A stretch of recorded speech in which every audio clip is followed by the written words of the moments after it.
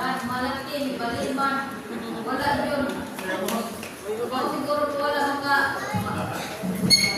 kaya katulungan ni ganyan sa pamunal. Kung sa ganyan, mauli ni ako mahal karon. So, dahil ta mga kaigsuunan, sa tanang panahon, kay Lula daw ko, no? karon, ang akong Tinawag ko sa'yo. ay akong As Lola. hold on to hope. Apan sa dili pa, mag-angko sa ta.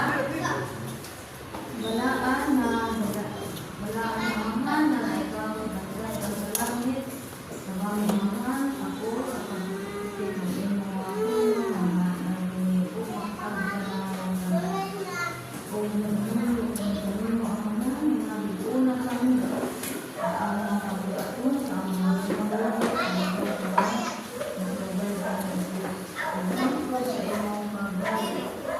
Kanino ang hugat, kanino mo. Sa iyo kami, sa mga sala, sa mga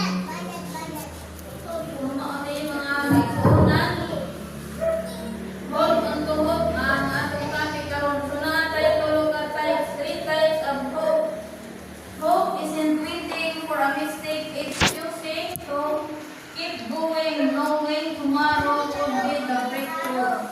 So ang paglaom mga kaigsuunan, ang paglaom wala maghulat alang sa usa ka sayo magpili nga magpadayon nga magbad-an ugma mahimo nga magkahugno. Mga ni mga kaigsuunan, madili kita mawad-an sa paglaom. Ikaduha, as long as hope reigns in your heart, despair never wins because even a faker, a belief is stronger than a power.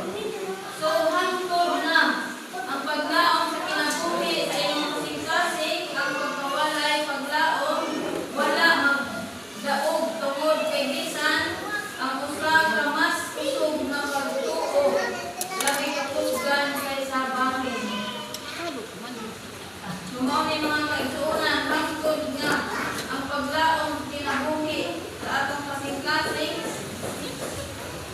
maglaom kita sa pag-umato kinabuhi. Katulog, hope is the smallest light